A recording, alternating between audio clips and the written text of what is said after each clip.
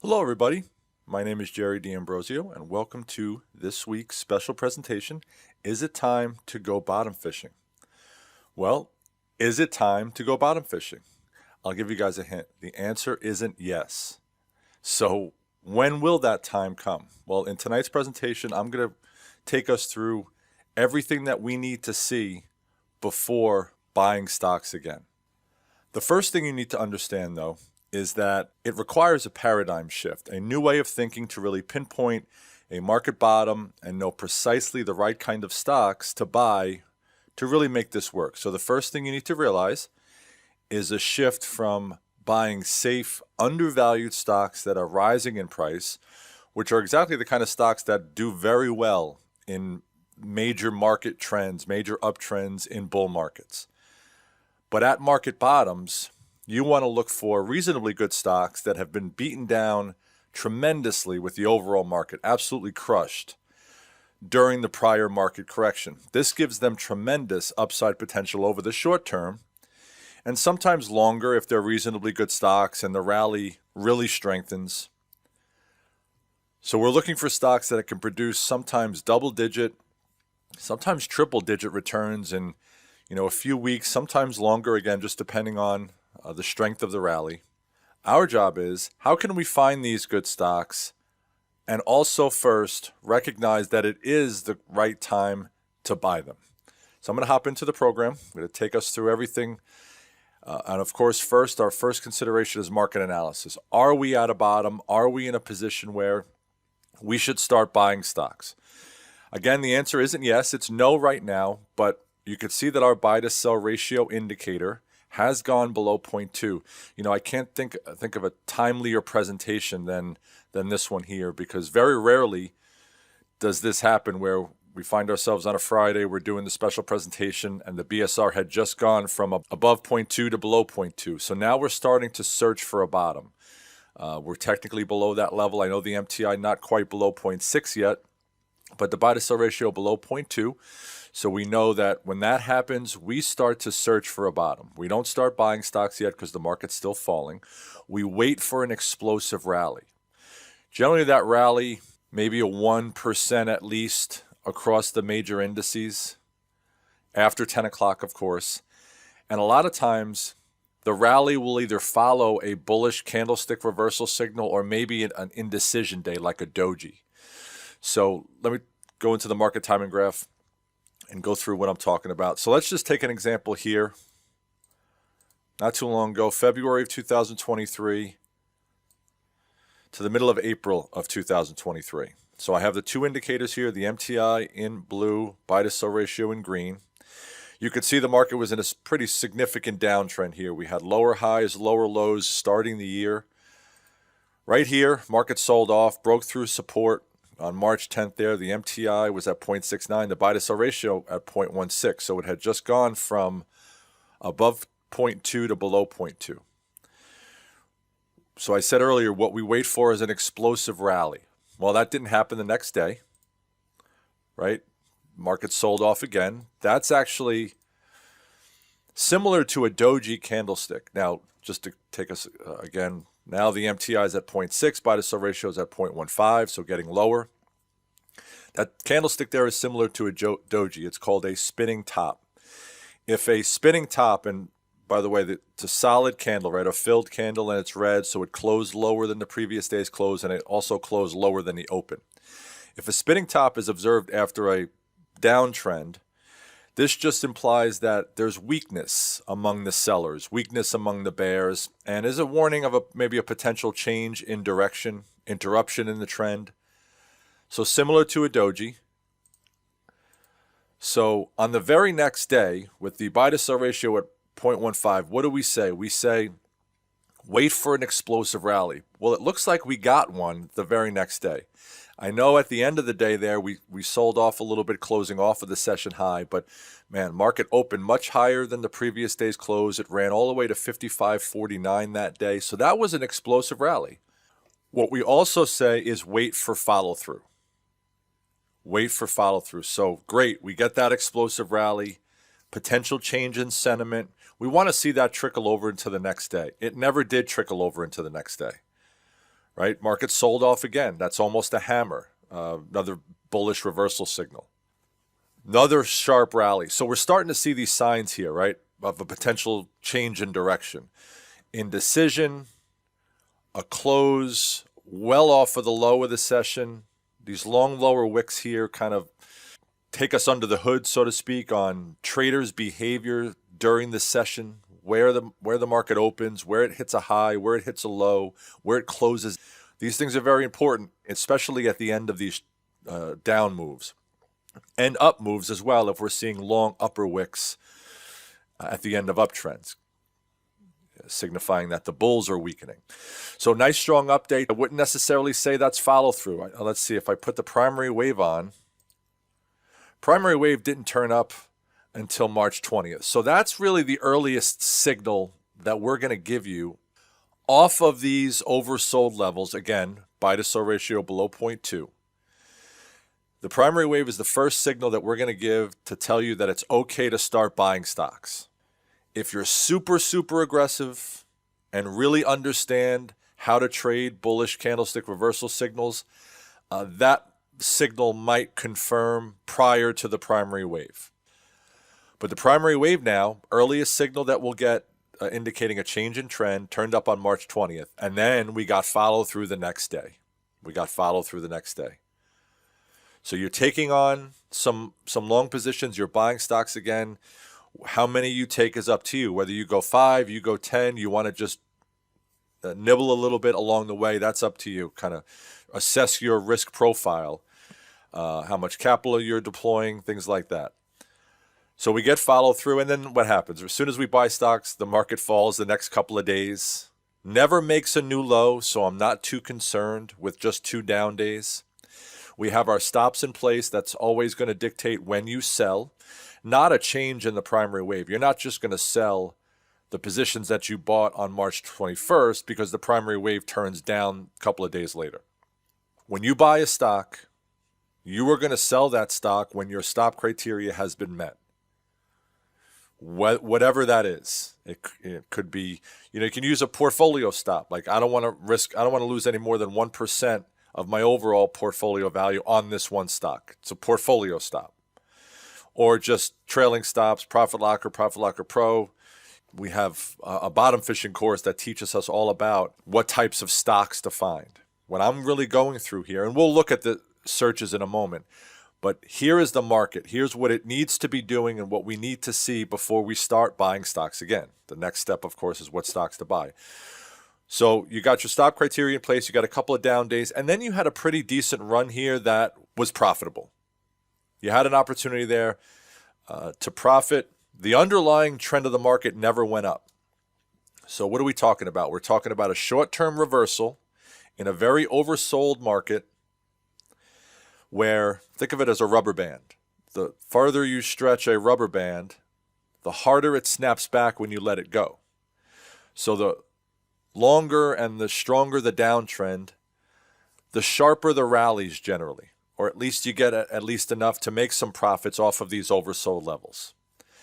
Again, underlying trend of the market never went up. So we went from the blast off phase, but we didn't enter into the trending phase. Here's another example. So we're looking at August 4th of 22 to December 12th of 22.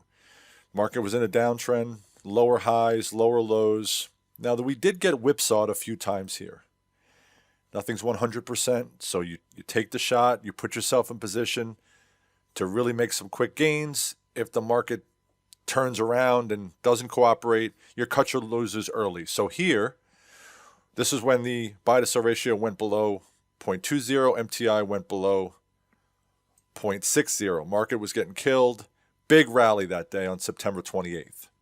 Big rally. There's your rally day. No follow through. No follow through the next day. Didn't make a new low, but another big rally the next day. We're still capitulating a little bit. We're kind of moving sideways. We haven't quite blasted off. And then there on October 4th, we blast off. So there, and I think the primary wave turned up the previous day. So as of the close of the 3rd, the primary wave turned up. We got followed through the next day. You take on some positions, long positions. You go bottom fishing, go bargain hunting. Unfortunately, the market sold off. It never closed lower. When I right-click here, go to change type, go to align, you could see it never closed below the swing low. So that's the time where you throw in the towel, so to speak. If you go bottom fishing and the market rallies, like it did, we can always see hindsight, but it did rally. If I was just with a hard right edge here, and it's October 4th, and the primary wave turns up the previous day, and the buy to sell ratio is at a very low level, and you got a big blast off day, that's what we're talking about. Again, it's not 100%. So there are going to be times where the market whipsaws. If it does make a new low, a new closing low, throw in the towel, regroup, cut your losses. Don't dig yourself into too deep of a loss because you want to be there again for the next opportunity. The market never closed. Maybe you got stopped out of a few positions, but your market never closed lower than the swing low. Another strong rally day on October 13th. Primary wave turns back up a couple of days later, follow through again, and you had an opportunity there for some nice gains. End of the downtrend for sure. You could see clearly the change in trend. End of the downtrend, beginning of a new uptrend, buy to sell ratio really low level. That's the indication there. And the MTI below 0.6 or right at 0.6. Those are the levels. Those are the indications that we know, hey, let's start thinking about buying. Let's look for these signs. Let's look for explosive rally, follow through, primary wave up. And then what's going to happen is the green light, you're going to get a green light in the price column of the color guard. So now what I want to do is go through the signals and the types of investors that should take those signals. Primary wave up, green light in the price column of the color guard. If you're taking that signal, you're probably a little bit aggressive, right?